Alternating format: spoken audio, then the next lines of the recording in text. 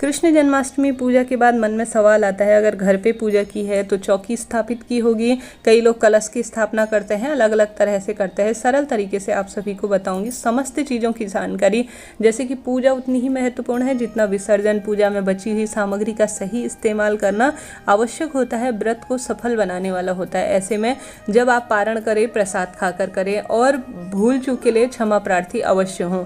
ऐसे में जब आप पारण इत्यादि कर लेते हैं, उसके दूसरे दिन, जैसे कि आज आपने व्रत कर रखा है 18 तारीख या दूसरे दिन 19 तारीख को पूजन कर रखा है, व्रत कर रखा है, तो जैसे आज कर रखा है 18 तारीख के मान लेते हैं, और दूसरे दिन जैसे 19 तारीख की सुबह आप पूर्ण रूप से स्वच्छ हो जाए, नहा धोकर भगवान से कहिए कि प्रभु जैसी भी हमने पूजा की, आपको हमारे घर पर हमने आमंत्रित किया, आप आए, धन्यवाद। मेरे घर पर ही हमेशा के लिए वास करें और हमारे घर परिवार पर अपनी छत्र छाया बनाए रहे। इस तरह से कहते हुए जहाँ पर चौकी स्थापित कर रखी है, हल्का सा उसे हिला लेना चाहिए और कहना चाहिए कि भगवान आपको मैं अपनी जगह पर विराजमान कर रही हूँ और आप मेरे घर पर ही निवास करिए, जैसे मैंने बताया। उसके बाद हल्का सा चौकी को हिलाते हुए धीरे धीरे जो है सामग्री हटाने का प्रयास करें। सबसे पहले चौकी को हिला लिया, एकदम से ये नहीं कि सारी चीज़ें उठा के कर दी, सही नहीं माना जाता। हल्की सी चौकी हटा लेनी चाहिए या 3 ताली बजा लेनी चाहिए। उसके बाद धूप दीप थोड़ा सा दिखाकर और कुछ भोग लगाने के बाद यह चौकी उठानी चाहिए। उसके बाद जो है आप सभी को सबसे पहले फूलमाला इत्यादि किसी थैली में भरकर ऐसी जगह प्रवाहित करें जैसे कि फूलमाला चढ़ी हुई है और आपने कुछ पत्तियों से डेकोरेशन कर रखा है, पीपल वृक्ष के नीचे, नीम के वृक्ष के नीचे, या किसी नदी या किसी भूज स्थान अर्थात कहीं पर गड्ढा खोदकर या अपने घर के गमले में ही इन्हें सुरक्षित रख देना चाहिए। यह नहीं कि पूजा के बाद सामग्री जो है ऐसे ही यहाँ वहाँ बिखरी रहे। इसके बाद हमारे घर पर ही हमारे प्रभु होते हैं, अर्थात भगवान होते हैं कान्हा जी, तो उन्हें अपने घर की मूर्ति में ही, अपने घर के मंदिर में ही स्थापित कर देने के बाद प्रसाद इत्यादि पूरी चीज़ों को बांट देना है, खा लेना है। और साथ ही आपने चावल इत्यादि इस्तेमाल कर रखे हैं तो वह पंडित जी को दान में दे दीजिए। अपने व्रत का पारण करने से सबसे पहले आप एक समय का आहार पंडित जी के लिए आवश्यक रूप से निकालिए, गाय के लिए निकालिए, उसके बाद अपने व्रत को खोलिए।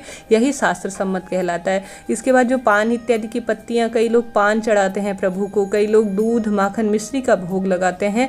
यह सभी जो है जो चीज़ें विसर्जित होने की होंगी वह विसर्जित कर दीजिएगा, नहीं तो भू में थोड़ा सा ज़मीन पर या अपने घर के गमले में ही गड्ढा खोदकर उसे आप जो है भू विसर्जन कर सकते हैं। आपने जो भगवान का अभिषेक कराया है वह महत्वपूर्ण होता है, उसे पूरे घर में छिड़क देना चाहिए। थोड़ा सा प्रसाद के रूप में, औषधि के रूप में ग्रहण करके इसे तुलसी माता में समर्पित कर देना चाहिए। और साथ ही आपने जो जल कलश स्थापित कर रखा है, कई लोग कलश स्थापना करते हैं, तो उसमें से जो जल होगा वह पूरे घर में छिड़कने के बाद तुलसी में डाल देना सर्वोत्तम माना जाता है।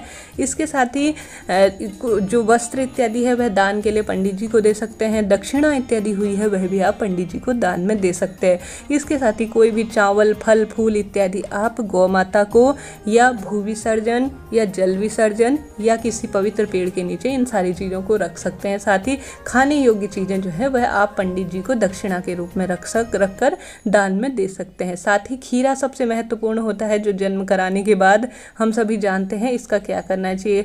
जैसे कि नाल काटना या इस तरह से किया जाता है अलग अलग क्षेत्रों में, जन्म करवाने के बाद खीरे को जो है भू विसर्जन कर देना चाहिए, अर्थात किसी जमीन पर गाड़ कर रख देना चाहिए या जो है इसे किसी नदी इत्यादि में प्रवाहित कर देना चाहिए।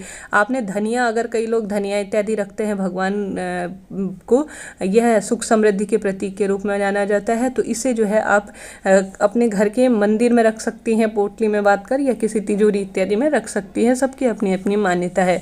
और साथ ही चौकी उठाने के बाद उस जगह पर एक दीपक आवश्यक रूप से प्रज्वलित कर दीजिएगा, या चौक पूर्णा कहते हैं, ओम का निशान बना दीजिएगा। कहा जाता है उस जगह जो है भगवान का वास हो जाता है। ऐसे में ये छोटी छोटी सी जानकारी आपके लिए महत्वपूर्ण रही हो तो जय माता दी जरूर लिखे। राधे राधे।